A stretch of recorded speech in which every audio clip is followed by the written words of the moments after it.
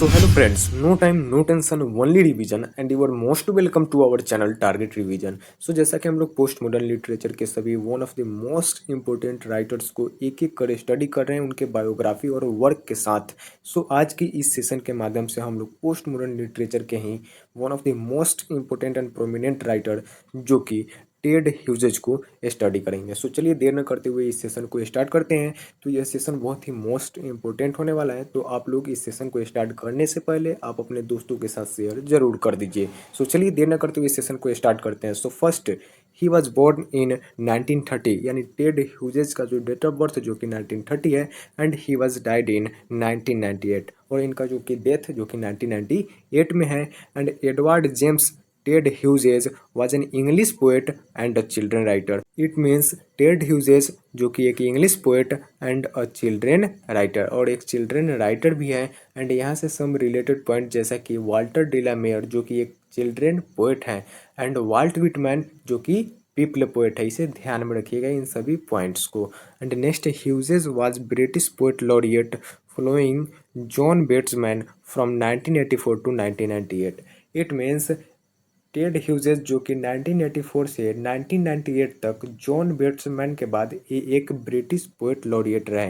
And इसके बारे में मैं आपको बता दूं, जैसा कि रॉबर्ट सौदे जो कि 1813 से 1843 तक पोएट लॉरिएट रहे, एंड 1843 से 1850 तक विलियम वर्ड्सवर्थ रहे पोएट लॉरिएट, और 1850 में जो कि एनस मिराबिलस ईयर माना जाता है अल्फ्रेड टेनिसन का, वे 1850 में ही वे पोएट लॉरिएट बने। And many more poet laureates जो कि आपको यहाँ पे दिख ही रहा होगा। And next, Hughes was married to American writer Sylvia Plath in 1956, और टेड ह्यूजेस जो कि मैरी करते हैं एक अमेरिकन राइटर सिल्विया प्लाथ से, कब? तो 1956 में। ये भी सिल्विया प्लाथ जो कि मोस्ट इंपोर्टेंट राइटर है अमेरिकन, इसे ध्यान में रखिएगा। इन्हीं से शादी करते हैं टेड ह्यूजेस, कब? तो 1956 में। And until her suicide in 1963 at the age of 30, और सिल्विया प्लाथ जो कि 30 वर्ष की उम्र में 1936 में ये सुसाइड कर लेती है, यानी ये आत्महत्या कर लेती है, जब तक टेड ह्यूजेस इनके साथ ही रहते हैं। And his last poetic work birthday tales which was published in 1998 explained the complex relationship of Hughes and Sylvia Plath. और ये जो पोएटिक वर्क है टेड ह्यूजेस का, जो लास्ट पोएटिक वर्क जो कि बर्थडे टेल है, जिसका पब्लिकेशन 1998 में है, इसमें एक्सप्लेन किया गया है इनके कॉम्प्लेक्स रिलेशनशिप को। किन के? तो टेड ह्यूजेस और सिल्विया प्लाथ के कॉम्प्लेक्स रिलेशनशिप्स को। And the poem makes a reference to Plath जो सुसाइड, और यह जो पोएम है वह सिल्विया प्लाथ की आत्महत्या का जिक्र है, but it does not directly addresses the circumstances of her death. लेकिन इसमें इनकी मृत्यु की परिस्थितियों का सीधे तौर पर उल्लेख नहीं किया गया है, यानी it does not directly address the circumstances of it death. And next, a poem discovered in 2010 lost letter describes what happened 3 days before her death, और इनकी जो यह पोएम जो कि 2010 में खोजी गई है कविता, जो कि लॉस्ट लेटर वर्क है, इनकी मृत्यु से 3 दिन पहले हुई घटनाओं का वर्णन करती है यह work lost letter. And he was born in Yorkshire England, और टेड ह्यूजेस जिनका जो बोर्न कहाँ हुआ रहता है, तो यॉर्कशायर इंग्लैंड में, to William Henry and Edith Hughes, और इनके parents William Henry and Edith Hughes के पास। And in 1946 one of Hughes early poems wild west and a short story were published in grammar school magazine The Dawn and Derne, followed by further poems in 1948, and his first published poem appeared in Chequer। और इनका जो first published poem है किनका? तो Ted Hughes का, जो कि किसमें प्रकाशित होता है? तो यह चेकर में। इसे ध्यान में रखिएगा, इसका इसका प्रोनाउंसिएशन CHEQUER का चेकर होगा, ठीक है, checker. And next, the poem The Little Boy and the Seasons, written in 1951, was published in Granta under the pseudonym Daniel Earing।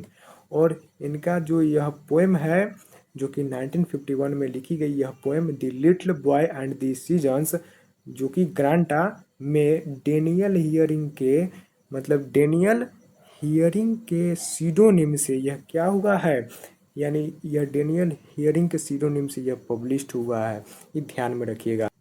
And on February 26th, 1956, Hughes and his friends held a party to launch St. Botolph's Review, which had a single issue. Hughes had 4 poems in it. In this party, he met Sylvia Plath, who was studying at Cambridge. It means ये जो है 26 फरवरी 1956 को Hughes और उनके जो दोस्त हैं वे Saint बोटोल्फस review, ये जो सेंट बोटोल्फस रिव्यू है यहाँ पे इनके लिए एक पार्टी आयोजित की, जिसका केवल एक ही अंक प्रकाशित हुआ था, जिसमें टेड ह्यूजेस की 4 कविताएं शामिल थी। और इसी पार्टी में जो है टेड ह्यूजेस किनसे मिले, तो सिल्विया प्लाथ से मिले। इनसे मुलाकात हुई जो उस समय कैम्ब्रिज यूनिवर्सिटी में पढ़ाई कर रही थी। कौन, तो सिल्विया प्लाथ।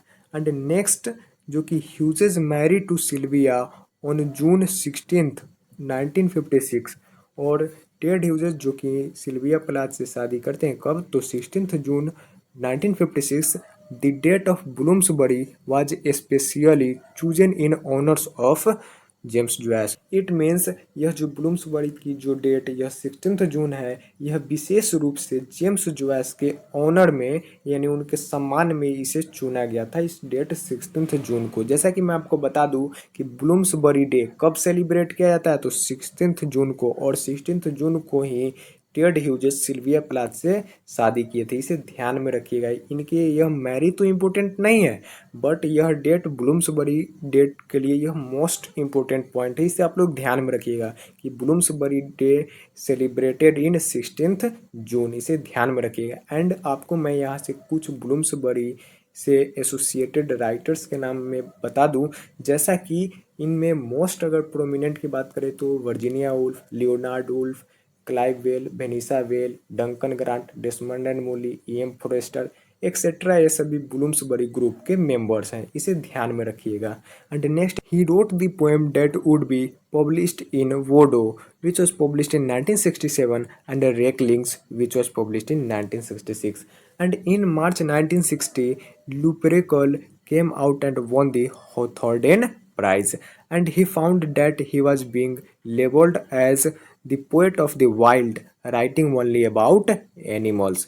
ये मोस्ट इम्पोर्टेंट पॉइंट, इसे आप लोग ध्यान में रखिएगा कि इन्हें जो है इन्होंने पाया कि उन्हें जो वाइल्ड पोएट जो कि जंगली कवि के रूप में इन्हें जाना जाता था, वाइल्ड पोएट के नाम से किन्हें जाना जाता है, तो टेड ह्यूजेस को। इसे मोस्टली आप लोग ध्यान में रखिएगा क्योंकि वे केवल जानवरों के बारे में ही अधिकतर लिखते थे। And his writing only about animals, Ted Hughes जो कि जानवरों के बारे में ही अधिकतर लिखते थे, इसीलिए इन्हें वाइल्ड एनिमल यानी इन्हें वाइल्ड पोएट के नाम से जाना जाता है, इसे ध्यान में रखिएगा। Who is known as wild poet, to Ted Hughes, ये मोस्ट इंपोर्टेंट पॉइंट है। And next Hughes and Plath has 2 children, Frederica Rebecca and Nicholas Farrar, और इनके 2 बच्चे रहते हैं जो कि पहला Frieda Rebecca and Nicholas Farrar, इनके 2 बच्चे रहते हैं, किनके, तो टेड ह्यूजेस और सिल्विया प्लाथ के। And in 1962 Hughes began an affair with Asia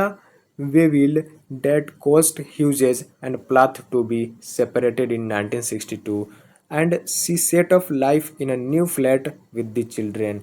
और यही कारण बना, इनके अफेयर का ही कारण बना जिससे सिल्विया प्लाथ सेपरेट हो गई, इनसे अलग हो गई। कब, तो 1962 में इनसे अलग हो गई Sylvia Plath. And following Plath's suicide he wrote 2 poems, The Howling of Wolves and Song of a Rat, then didn't write poetry again for 3 years. And it means Sylvia Plath की आत्महत्या के बाद उन्होंने यानी टेड ह्यूजेस ने 2 कविता लिखी, 2 poems लिखी, जो कि पहला the howling of wolves and song of a rat. फिर उन्होंने 3 साल तक कविता भी नहीं लिखी, किसने, तो टेड ह्यूजेस ने। And next in 1966 he wrote poems to a company Leonard Baskin's illustration of crows, which became the epic narrative The Life and Song of Crow. It is best known work by Hughes. इसे ध्यान में रखिएगा, यह most important work है Hughes का, जो कि the life and song of crow.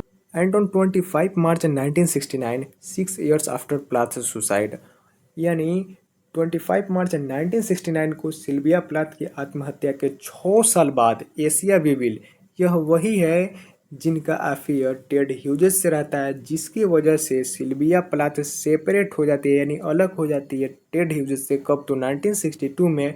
And Assia Wevill also committed suicide in the same way as Plath. और जिस प्रकार से सिल्विया प्लाथ ने सुसाइड कमिट किया था, ठीक उसी तरीके से एशिया विविल भी क्या कर लेती है, तो ये सुसाइड कमिट कर लेती है, यानी ये आत्महत्या कर लेती है विद हर चाइल्ड, अपने बच्चों के साथ, एंड 4 years डॉटर ऑफ ह्यूजेज। और टेड ह्यूजेज के 4 वर्ष की जो बेटी रहती है उसके साथ यह क्या कर लेती है, और अपने बच्चे और टेड ह्यूजेज के 4 वर्ष की बेटी के साथ ये अपना सुसाइड कमिट कर लेती है, यानी यह आत्महत्या कर लेती है Assia Wevill. And in 1970 Hughes married Carol Orchard a nurse and they remained together until his death. It means 1970 में टेड ह्यूजेस ने कैरोल ओचार्ड से शादी की, और यह तीसरा इनका जो थर्ड इनका मैरिज होता है वो कैरोल ओचार्ड से। यह वेस्टर्न कल्चर है, ठीक है, इस प्रकार से वहाँ पे वेस्टर्न में इसी प्रकार से होता ही है। सो टेड ह्यूजेस जो कि थर्ड इनका जो मैरिज होता है कैरोल ओचार्ड से, कब तो 1970 में, जो कि एक नर्स थी। ये क्या थी, इसका पेशा क्या था, तो ये नर्स थी, और वे उनकी मृत्यु तक साथ रहे, और इनका यह लास्ट ही मैरिज था, थर्ड मैरिज, जो कि इनके मृत्यु तक चला।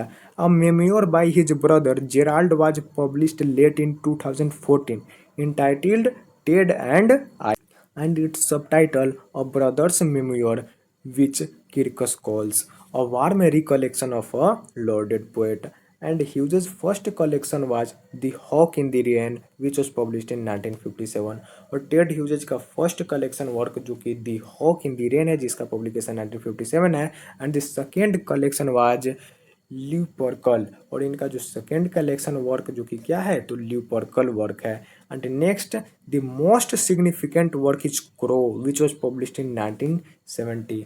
और इनका जो सबसे महत्वपूर्ण जो वर्क है जो कि क्या है, तो क्रो। ध्यान में रखिए, क्रो के लिए राइटर कौन है, लेखक कौन है, तो 1970 में पब्लिश्ड वर्क क्रो के लेखक कौन है, तो ध्यान में रखिएगा Ted Hughes. Who road crow, तो टेड ह्यूजेज, इसे ध्यान में रखिएगा। And next in 1998 his Tales from Ovid won the Whitebread British Book of the Year prize, and he said that my poems are not about violence but vitality. It means Ted Hughes कहते थे कि मेरी कविताएं हिंसा के बारे में नहीं है, my poems are not about violence, मेरी कविताएं हिंसा के बारे में नहीं है बल्कि जीवतांत के बारे में है, बट विटालिटी, बल्कि जीवतांत के बारे में। कौन कहते थे, तो Ted Hughes. And the Sylvia Plath told about Hughes, और सिल्विया प्लाथ टेड ह्यूजेस के बारे में कहती थी that the most rich and powerful scenes that of east and Dylan Thomas. It means कि डब्ल्यू बी ईट्स और Dylan Thomas के बाद सबसे अमीर यानी मोस्ट रिच एंड पावरफुल यानी सबसे अमीर और शक्तिशाली व्यक्ति थे कौन, तो टेड ह्यूज। ये कौन कहती थी, तो सिल्विया प्लाथ टेड ह्यूजेज के बारे में कहती थी, इसे ध्यान में रखिएगा इस कोटेशन को। And next major works of Ted Hughes, और टेड ह्यूजेस के मेजर वर्क्स में इंक्लूड है फर्स्ट इनका पोएट्री कलेक्शन जो कि मोस्ट इंपोर्टेंट है, फर्स्ट जो कि हॉक रोस्टिंग, इसे ध्यान में रखिएगा। हॉक रोस्टिंग जो कि इनका पोएट्री कलेक्शन है किनका, तो टेड ह्यूजेस का। And the hawk in the rain, यह इनका पोएट्री कलेक्शन है, दोनों अलग अलग है, इसे ध्यान में रखिएगा। एंड नेक्स्ट इनके पोएट्री कलेक्शन में बात करें तो क्रो, मोस्ट इंपोर्टेंट इनका जो यह प्रोमिनेंट वर्क बताया गया है क्रो को, उसे ध्यान में रखिएगा इस वर्क क्रो को, जिसका सब टाइटल क्या है, तो from life and the song of crow which was published in 1970। And next tales from Ovid which was published in 1997, a poetic collection of 24। And next birthday letters which was published in 1998 and Gaudete, its subtitle it is a prose poem. यह क्या है, एक pros poem है गोडेटे, इसे ध्यान में रखिएगा। And the thought fox from hawk in the rain, यह हॉक इन द रेन से ही यह क्या है, यह पोएट्री कलेक्शन है the thought fox. And next anthologies edited by Hughes, Hughes के द्वारा जो एंथोलॉजीज को एडिटेड किया गया था उन सभी में ये सभी इंक्लूडेड है, जिसमें selected poems of Emily Dickinson, selected poems of Sylvia Plath, selected verse of Shakespeare and a choice of Coleridge verse and the rattle bag edited with Seamus Heaney and by heart 101 यानी 181 poems to remember. ये सभी anthologies हैं जो कि edited किया गया है किनके द्वारा, तो टेड ह्यूजेस के द्वारा। एंड इनके शॉर्ट स्टोरी कलेक्शन की बात करें तो इसमें इंक्लूड है the dream fighter and other creation tales and difficulties of a bridegroom and its subtitle collected of short stories. And next अगर इनके चिल्ड्रन बुक्स की बात करें तो इनके बुक्स फॉर चिल्ड्रन में इंक्लूड है meet my folks which was published in 1961 and how the whale became which was published in 1963 and the earth on and other moon people which was published in 1963 and niche and manner less monster which was published in 1964 and poetry in the making and next the iron man and next the coming of the kings and other plays and next moon under the north star। ये सभी इनके books for children यानी children के लिए ये सभी books लिखे गए हैं। And the cat and the cuckoo and the iron woman and the mermaid's purse, ये सभी चिल्ड्रन बुक्स है किनके द्वारा, तो टेड ह्यूजेज के द्वारा। एंड ये यहाँ से एक बात जो कि मैंने आपको पहले ही बताया कि टेड ह्यूजेज जो कि एनिमल पोएट के नाम से जाने जाते हैं, इसे ध्यान में रखिएगा। एंड नेक्स्ट अगर इनकी प्ले की बात करें तो इनके प्ले में इंक्लूड है द हाउस ऑफ एरीज जो कि एक रेडियो प्ले है, कब तो 1960 में। And difficulties of a bride groom, ये भी एक radio play. And the next Epithelmium which was published in 1963 and the House of Donkeys which was published in 1965 and the Head of the Gold, यह एक radio play है। And the price of a bride which was published in 1966। And next Ted Hughes के most important works में जो include है the hawk in the rain जिसका publication 1957 में है। एंड इसके बारे में सम इम्पोर्टेंट पॉइंट्स जो कि आपको इस प्रकार से यहाँ पे दिया गया है, सो चलिए इसे भी रीड करते चलते हैं। So first it is the first book of Hughes poetry, जो कि यह the hawk in the rain है, यह टेड ह्यूजेस की पोइट्री का यह फर्स्ट बुक है, इसे ध्यान में रखिएगा। And the book received immediate acclaim in both England and America where it won Galbraith prize, इसे ध्यान में रखिएगा। And next many of the books poem imagine the real and symbolize lives of animals including a fox, a jaguar and the eponymous hawk, and this book is dedicated to Hughes' first wife Sylvia Plath। और यह जो work है दी hawk in the rain, यह book जो कि dedicate किए हैं किन्हें, तो सिल्विया प्लाथ को। And it is the collection of 40 poems, और यह जो पोएट्री कलेक्शन है अ हॉक इन द रेन, इसमें 40 पोएम्स का कलेक्शन है। इसमें कितने पोएम्स इंक्लूड है, तो ध्यान में रखिएगा 40 पोएम्स किसमें, तो the hawk in the rain में किनके द्वारा लिखा गया है, who wrote hawk in the rain, ध्यान में रखिएगा टेड ह्यूजेज।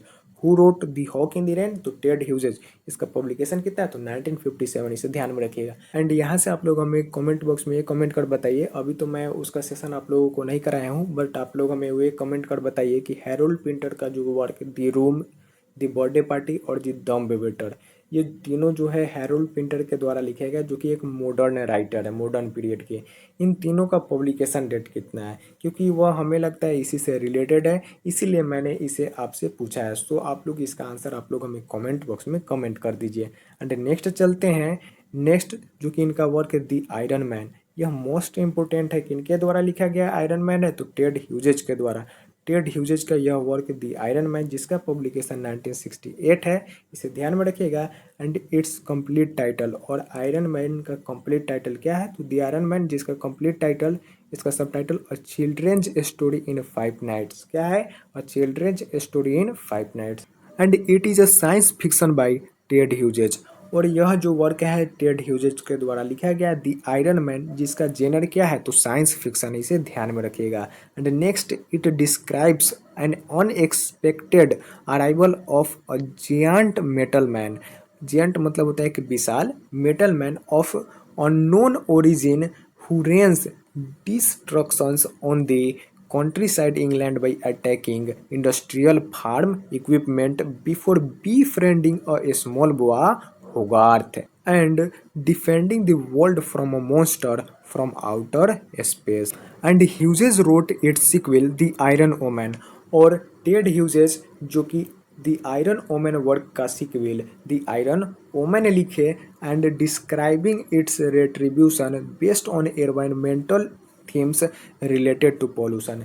इट मीन्स यह जो टेड ह्यूजेस ने इसका अगला सिक्वल यानी द आयरन मैन का अगला सिक्वल द आयरन ओमेन लिखा, इसमें प्रदूषण से संबंधित एक इन्वायरमेंटल थीम्स यानी पर्यावरणीय विषयों पर यह एक बेस्ट क्या है रेट्रीब्यूशन यानी प्रतिशोध का वर्णन किया है इस वर्क द आयरन ओमन में। एंड नेक्स्ट इनका मोस्ट इंपोर्टेंट वर्क जो कि क्रो क्रो जो कि किनके द्वारा लिखा गया है तो टेड ह्यूजेज के द्वारा। And its subtitle from the life and songs of the crow which was published in 1970।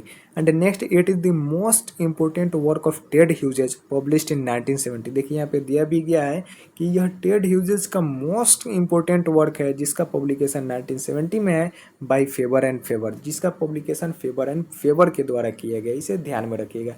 And यहाँ से आप लोग हमें कमेंट बॉक्स में ये कमेंट कर बताइए कि हम लोग पोस्ट मॉडर्न लिटरेचर का फर्स्ट राइटर जो कि स्टडी किए थे विलियम गोल्डिंग, उसमें उनके वर्क्स को कितने पब्लिशर्स के द्वारा रिजेक्ट किया गया था और किस पब्लिशर के द्वारा उनके वर्क को पब्लिश किया गया और उस वर्क का क्या नाम है, इसका आप लोग आंसर हमें कमेंट बॉक्स में कमेंट कर दीजिए। इसे कमेंट जरूर कीजिएगा, आप लोग जो है कमेंट बॉक्स में इसे कमेंट करना मत भूलिएगा। सो अब नेक्स्ट चलते हैं, नेक्स्ट पॉइंट जो कि it is a collection of poems. यह क्या है तो पोएम्स का कलेक्शन है about the character crow, crow के कैरेक्टर के बारे में, which borrows extensively from many world mythologies notable Christian mythology. And the first crow poem were written in a response to a request by American artist Leonard Baskin, who had at the time produced several pen and ink drawing of crows. And the collection include, और यह जो collection है crow work poetry collection है, इसमें कौन कौन से crow से रिलेटेड वर्क्स इंक्लूड है, जिसमें crow and mama, crow blacker than ever and crow and the sea and harvest moon and crow goes hunting, crow's theology, apple tragedy, crow sickened, crow's fall and crow communes and hawk roosting, ये सभी इस collection में include है crow collection में, जो कि 1970 में लिखा गया है किनके द्वारा तो टेड ह्यूजेज के द्वारा। एंड नेक्स्ट जो कि सिक्विल द आयरन मैन का सिक्विल द आयरन ओमैन, जिसका पब्लिकेशन कितना है तो ध्यान में रखिएगा 1993 में। And next it is a sequel to iron, the iron woman has come to revenge on mankind for its thoughtless polluting of the seas, lakes, and rivers. And the Iron Woman exacts her revenge on a seemingly ignorant या uncaring male community for polluting the area in which she lives. And the main characters Lucy finds the Iron Woman in the state of disappear and covered in chemicals, and snowdrops is a symbol of white clearness and purity in it. It means यह जो इसमें snow drops रहता है वह white और clearness यानी स्वच्छता और पवित्रता का प्रतीक रहता है, किसमें तो दी आयरन ओमन में। इसे ध्यान में रखिएगा। इसके मेन कैरेक्टर्स में कौन है तो Lucy and next snow drops. And अगर इसका और अगर एक मेन पॉइंट्स की बात करें तो यह सिक्विल है किसका, the iron woman is the sequel of the iron man, iron man का सीक्वल है। द आयरन ओमन का पब्लिकेशन कितना है तो 1993 में। इसीलिए जो है इसका जो भी ये जो पॉइंट्स है इसे मैं आपको डिस्क्राइब कर इसका मीनिंग नहीं बताया, ये उतना मोस्ट इंपॉर्टेंट नहीं। इसमें जो मोस्ट इंपॉर्टेंट पॉइंट जो कि मैंने आपको बताया, द आयरन मैन का सीक्वल द आयरन ओमन है और इसका पब्लिकेशन 1993 में है। एंड इसके जो मेन कैरेक्टर्स जो कि लूसी एंड नेक्स्ट स्नोड्रॉप्स, ये सब इसके मेन कैरेक्टर्स में आते हैं। And next birthday letters which was published in 1998 and the poem won forward poetry prize in 1998, और इसके लिए इन्हें यानी टेड ह्यूजेज को फॉरवर्ड पोएट्री प्राइज मिलता है कब तो 1998 में। And it is a collection of poems released only months before ह्यूजेज death, and it has 88 poems and widely considered to be Hughes' most explicit response to the suicide of his estranged wife Sylvia Plath in 1953 and to their widely discussed, politicized and explosive marriage. And next work जो कि इनका The Thought Fox, The Thought Fox, the famous last stanza is till with a sudden sharp hot shrink of fox. And इसी में next it enters the dark hole of the head and the window is starless still, the clock ticks and the page is printed। यह जो है यह famous last stanza है किसका, तो the thought fox का। किनके द्वारा लिखा गया वर्क है, तो टेड ह्यूजेज के द्वारा। यह क्या है, लास्ट स्टांजा है किसका, तो द थॉट फॉक्स का। इसे ध्यान में रखिएगा, इसका लास्ट अगर लाइन बोले तो the page is printed, and यह सब क्या है, इसका स्टांजा है। इसे ध्यान में रखिएगा यहाँ से यहाँ तक। एंड नेक्स्ट इनका जो मेन वर्क में आता है जो कि हॉक रोस्टिंग, इसे ध्यान में रखिएगा। इनका यही दो वर्क बचा जो कि मेन इंपॉर्टेंट में, इसे चलिए थोड़ा सा ब्रीफ में इसे स्टडी कर लेते हैं। एंड नेक्स्ट वर्क जो कि टेड ह्यूजेस के द्वारा लिखा गया है, हॉक रोस्टिंग, जो कि मोस्ट इंपॉर्टेंट वर्क है, जिसका ओपनिंग लाइन यहाँ पे इस प्रकार से दिया गया है। एंड नेक्स्ट जो कि द जैगुआर, जो कि किनके द्वारा लिखा गया है, तो टेड ह्यूजेस के द्वारा ही लिखा गया है। And in this the jaguar is about a trip that Hughes made to the zoo. और यह जो जगुआर है वह टेड ह्यूजेस की चिड़ियाघर की यात्रा के बारे में बताता है, यह वर्क दी जगुआर, इसे ध्यान में रखिएगा। And in the poem he describes the animals in a zoo and there behaviours. और इस कविता में, इस पोएम में वे चिड़ियाघर के जानवरों और उनके व्यवहार के बारे में वर्णन करते हैं दी जगुआर में। किसमें, तो दी जगुआर वर्क में। कौन, तो Ted Hughes. And it compares the apes, parrots, tiger and lions and a boa constrictor to a jaguar। It means यह तोते, बाघ, शेर और बो कॉन्स्ट्रिक्टर जैसे बंदरों की तुलना जेगुआर से करता है। यह वर्क द जेगुआर जो कि टेड ह्यूजेस के द्वारा लिखा गया। And which is an animal that lives differently to the others in a way that it view its life. It means जो एक ऐसा जानवर है, जगुआर एक ऐसा जानवर है जो अपने जीवन को देखने के तरीके में अन्य जानवरों से अलग रहता है। वह इस कविता में डिस्क्राइब किए हैं यह राइटर टेड ह्यूजेस दी जगुआर में। इसे ध्यान में रखिएगा। सो इस प्रकार से आज का सेशन हम लोगों का कंप्लीट होता है। यह सेशन मोस्ट इंपॉर्टेंट सेशन है पोस्ट मॉडर्न लिटरेचर का। सो आपको यह सेशन कैसा लगा, आप लोग हमें कमेंट बॉक्स में कमेंट कर जरूर बताएं। और यदि आप इस चैनल पर नए हो तो प्लीज़ इस चैनल को सब्सक्राइब जरूर कर लीजिएगा कि समय समय पर आपको इस प्रकार के सभी वीडियो आपको मिलते रहें। सो मिलते हैं इसी प्रकार के फिर नेक्स्ट वीडियो में, तब तक के लिए जय हिंद।